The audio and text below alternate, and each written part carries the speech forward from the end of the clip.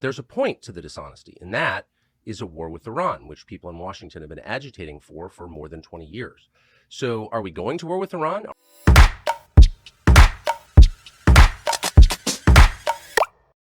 What's up, you all? Welcome back. I'm Van, and we are all the LFR family. Let me know whatever y'all want me to know in the comments. Make sure you like this video, share the video, watch it all the way through, and subscribe to the channel if you really enjoy what you see.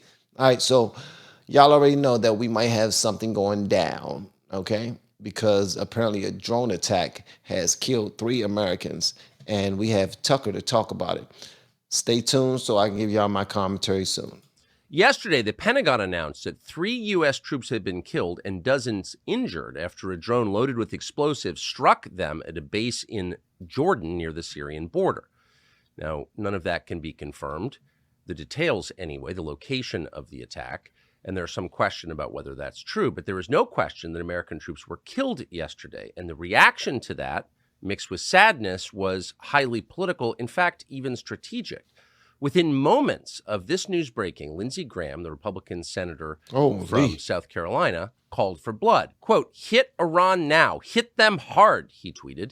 Nikki Haley, of course, piled on. Here's what she posted to X. Quote, "As a military spouse, my heart breaks for the families who lost loved ones. This shows the barbaric nature of our enemies in Iran, and it shows that they would not be attacking our troops if Joe Biden weren't so weak in his treatment of Iran. We should retaliate with full force, the full force of American strength. It's the only way to prevent further war. If we do not, these attacks will continue." No, that part where she said, if Joe Biden weren't so weak in his treatment of Iran, I actually agree with that. Shout out to Nikki Haley for that part right there. I actually agree with that part. Interesting. All of this came immediately. They were joined by Wes Clark, the former presidential candidate and commander of NATO, and buffoons like John Cornyn, who apparently is a senator from Texas, etc., all saying the same thing. Let's go to war with Iran. They all said this in both sides. Here's Nancy Pelosi on CNN telling you yesterday that anyone who is not for this, who would like, say, a ceasefire between Israel and Hamas, is working for Vladimir Putin. For them to call for a ceasefire is Mr. Putin's message. Mr. Putin's message. Make no mistake, this is directly connected to what he would like to see. Same thing with Ukraine. It's about Putin's message. I think some of these protesters are spontaneous and organic and sincere. Some, I think, are connected to Russia. And I say that having...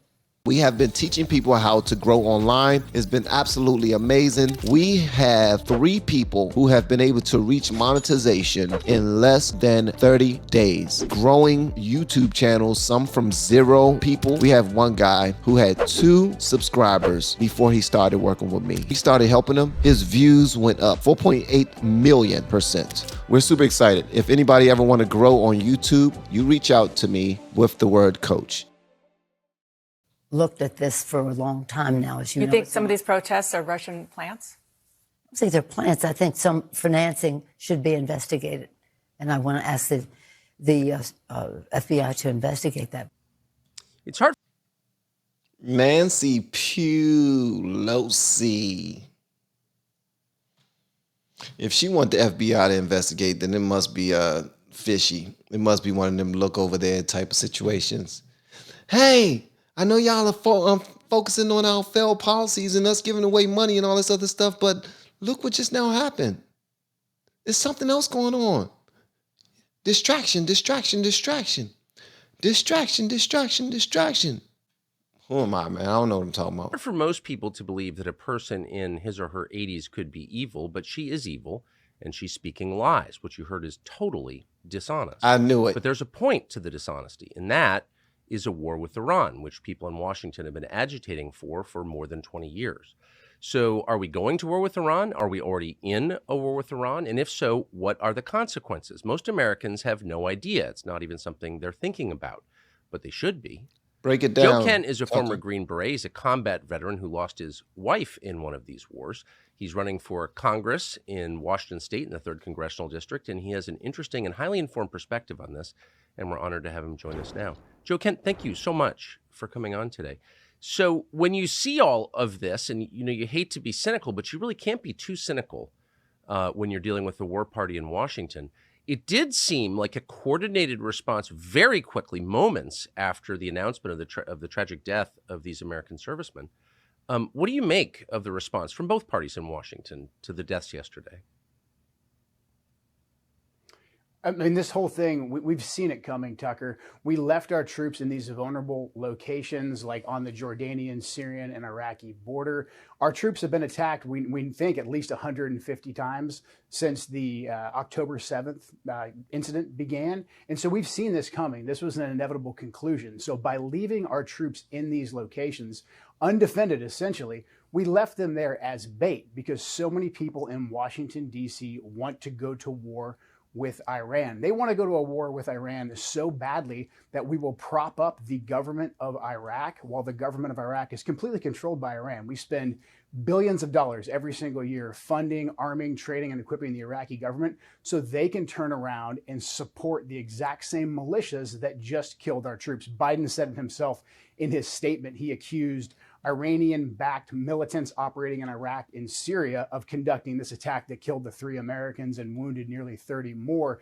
That is nothing short of saying the Popular Mobilization Forces, which is part of the Iraqi military that we support. So if you look at just the full scope of the way that we have arranged ourselves in the Middle East, who we're supporting and where our troops are, there's no other logical conclusion other than the fact that we have left them there as bait to be killed by Iranians at the time and place of their choosing so that we can continue to escalate towards a conflict with Iran. And like you said, there was a very... These are people lives that they're playing with, man. And they're using them as pawns. No one goes to sign up to be, to fight for our country knowing that they'll be used as pawns. That sucks. That's horrible, actually. Very coordinated series of talking points that came out almost immediately that we need to go and strike back against Iran. And look, we do need to strike back. We can't just let this go unanswered. But if we start taking strikes inside of Iran itself, that is exactly what the Iranian regime wants. They will benefit from that. If we start attacking Iran the way that we attacked Iraq, the way we attacked Afghanistan, then the Iranian government, the Iranian mullahs, the Ayatollah, the people will rally around them in support. We should be taking calculated strikes back at Iranian proxy groups for self-defense, and then we should immediately get our troops out of these foolish locations before we lose more blood and treasure for absolutely nothing in the Middle East, and before we're sucked further into a regional war. So if we could just go back to something you said at the beginning, which I think is demonstrably true, that American policymakers have left American citizens in these countries in order to be killed so they can justify killing more American citizens in a broader war against a very well-armed country, Iran. If that is true, that's evil. That's a crime. And by the way, I should say, because you almost never say it, that your wife was killed. What Tucker just now said, allegedly. Okay. Allegedly. All of this is alleged. And this gentleman's wife was actually killed too. That's horrible. In one of those countries, as one of those people. You ran for Congress. You almost never mentioned it. Perhaps it's too painful, and I'm sorry to bring it up now. But I mean, you have lived this. So how is that not a crime? It's 100% a crime, Tucker. Look, I lost my wife a month after Trump gave the order for our troops to be withdrawn from Syria because Trump ran on defeating the Islamic Caliphate, ISIS, and that needed to be done. Unfortunately, ISIS was a byproduct of the Iraq war, the invasion, and all the blunders that we made there, but Trump inherited that problem. We had to deal with it. We had to go take out the caliphate. We did that in very short order. Trump gave the order to withdraw, and that's when the DC war machine, which unfortunately is controlled by Republicans and Democrats and even more powerful unelected bureaucrats, turned against Trump to leave our troops there. And she was killed. And a lot of the justification for leaving our troops in Syria and in Iraq has been to prevent so-called Iranian influence, malign Iranian influence, to counter Russia. That is nothing more than us baiting a trap for ourselves to get our troops killed to encourage and then really to justify a further war against Iran. It's absolute insanity. And we have to ask ourselves as American citizens, what do we gain from this? If we're going to deploy our troops and we're going to lose our best and our brightest, and we're going to spend trillions of dollars, what do we, the American people, gain? At the same time, we just lost 3 Americans defending the Jordanian-Syrian border. Our border is wide open. Fentanyl is killing over 118,000 of our citizens. 10 million illegal invaders have come into our country. So where are the priorities of our ruling class? And I think it's absolutely evil. I think it's completely and totally treasonous. And we need to get these people out of office as soon as possible. Well, it's also, there's something bigger, it seems to me. I have no evidence, but just watching, there's like a spirit of insanity or delusion that's descended on Washington. It's almost like ergotism or something you read about in the Middle Ages where the whole village goes crazy and commits cannibalism. I mean, here you have, for just one example, John Cornyn, who's a senator from Texas, whose state is being invaded by millions of people. You can't get your child into the NICU in Texas hospitals. You can't use the emergency room in Texas hospitals because they're full of people breaking our laws from foreign countries. So Texas is collapsing under the weight of this. And John Cornyn's entire day is spent worrying about the territorial integrity of foreign countries. Like, how do you explain that? It can't just be payoffs from Lockheed, or maybe it is. I don't know. What do you think? I mean, I think a lot of it is this deeply entrenched mentality in Washington, D.C., which most certainly has financial interests assigned to it. However, I do think there is a lot of people, and a lot of them, like you pointed out, like Nancy Pelosi, are in their 80s, and they've always thought this way, this with us or against us mentality that says, like, hey, you're either for the next war, the most current war and the current thing, or you're with the terrorists. You just are kowtowing to Vladimir Putin. It's the exact same mentality that got us into the Iraq war. You're either with us or you're with the terrorists. And look, Tucker, I would love to come on here and defend neoconservatism as someone who lost my late wife in these wars, as somebody who lost countless friends, as somebody who fought myself 11 combat deployments. I spent most of my 20s and 30s in Iraq. I would love to tell you it had worked, but it simply did not. And that's a very hard thing to admit. I get into arguments all the time with fellow veterans about this exact same topic. So I think a lot of this is literally the gambler's fallacy. There's a lot of people who think, hey, if we just keep trying, if we keep attempting to spread freedom through the barrel of a gun and trillions of US dollars, this time it's going to work. Let's just double down. And this is, well, how really nice casinos are built in Las Vegas off of this exact same mentality. So I think that combined with the financial interest from Lockheed Martin and every single defense contractor, and putting someone like Lloyd Austin as the Secretary of Defense, who's still on the board at Raytheon, I think that factor with that mentality and people not being able to admit that we got this wrong and then making adjustments to our policy, I think that gets us in this current situation, because it's actually challenging to thread the needle. Like, where do we go from here? We can't just let the Iranians attack and kill our people. Right. But at the same time, we know if we go to war with Iran, this is going to be a disaster. There's no data that says, like, hey, maybe if we just go to war with Iran this time, it's going to work out great. We've actually got to assess the past mistakes that we made, make adjustments, and thank you for showing up. I appreciate it. Chart a more pragmatic way forward, but at the same time, not lose sight of what's happening in our own country. I don't go anywhere in my district in Washington State without someone telling me a personal story about how the fentanyl crisis has affected them, how the wide open southern border is literally killing members of their family. So we need to prioritize. This whole idea that we can be at war with the entire world is absolutely absurd, while at the same time not prioritizing our own nation. We've got to get our priorities in order. I've always wondered how someone like you must feel, who, as you just said, spent a good part of your life on 11 combat deployments and lost your own wife in these wars, when you're denounced as a tool of Vladimir Putin, or in the last race you ran, neocons subverted your message by claiming you were a CIA operative when you were arguing against the CIA's paramilitary involvement in these countries. I mean, the whole thing was so dishonest. But how does it make you feel? I don't think you need to prove your loyalty to this country. You already have. To be denounced in public as a traitor to your country. When it happens the first, somewhere around the first 10 to 100 times, it hurts and it makes you really mad. And then you get in this effort to prove why you're not what they say you are. I'm not a Right. Nazi because, I'm not a Vladimir Putin puppet because. But then, you know what? Actually, or somewhere around the 101st time and the 1000th time, The you 101st can time. only laugh at it because it's so preposterous. The people that are arguing that we should forfeit our own territorial integrity for the territorial integrity of, I don't know, Ukraine or the Jordanian border, those are the people that will call us traitors, especially when the vast majority of them arguing for this have never had any skin in the game. As a matter of fact, I think the vast majority of them don't know anyone personally who went over and fought Yeah. these wars.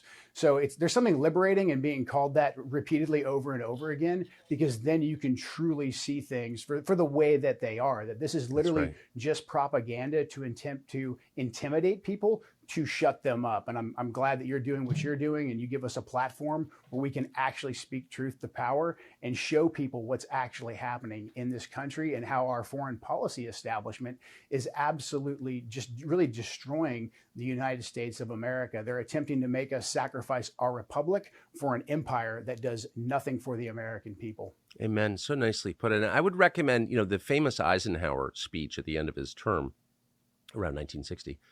Or 61, the military-industrial complex, which is worth watching. So let me just ask you one last question, because he called it 60 years ago. You referred to what a war with Iran would do to the United States, and I don't know that a lot of people in this country fully understand what Iran is as a nation state. It's not Afghanistan. What do you think the immediate and then longer-term effects of a war with Iran would be on the United States? Immediately, it would be very bloody. I have no doubt that we could probably defeat some of their air defense and go in there and have another shock and awe campaign. But again, like we saw how the shock and awe campaign in Iraq really didn't actually work in the long run. So I have no doubt that we'd have some immediate results that people would cheer about here in the United States. But Iran, Persia has always been an empire. It's been around longer than any of the other players in the modern Middle East right now, and they are not going anywhere. And right now, Iran has a lot of internal problem. They have a lot of internal strife with the Ayatollah and that government that's only been in power since 1979. But again, if we start conducting strikes in Iran, everyone in Iran will rally around their leader, and they will become even more revolutionary. And then we will have Iranian proxies throughout the entire region that will be conducting attacks just like we had in Jordan. And really, in the long term, Tucker, the axis that has been built really since Putin invaded Russia, and we decided that since Putin invaded Ukraine, and we decided we were going to throw this massive sanctions package at them, China has come in as a major player, and we are deeply compromised by China. They control a lot of our economy. They control global manufacturing. They're deeply embedded in Wall Street, and they've also made deals with the Iranians. They want access to Iranian petro, not to mention the fact that Biden killed off U.S. energy independence, and now he's going after LNG, and the world's biggest LNG exporters are Iran, Russia, and Qatar. So this axis would become very powerful. If we get deeply involved and deeply entangled with Iran, we are playing right into China's hands, because China would like nothing more than for us to be committing our military industrial base to a war in Eastern Europe, in Ukraine, and then to be committing our conventional military power, our blood and our treasure, back in the Middle East. That will make the Pacific, our actual border, extremely vulnerable to Chinese aggression. Or China will simply just watch us bleed out economically as we bleed out on the battlefield on these couple different theaters. It's absolute insanity. It's opening up Pandora's box. And again, for what gain to the American people? Now, here's the thing. I see it as odd that we can't even have these conversations with, like he had to thank Tucker for being able to provide him with the platform where he can talk about this and not care about being censored. What did he say that would censor him? I don't know.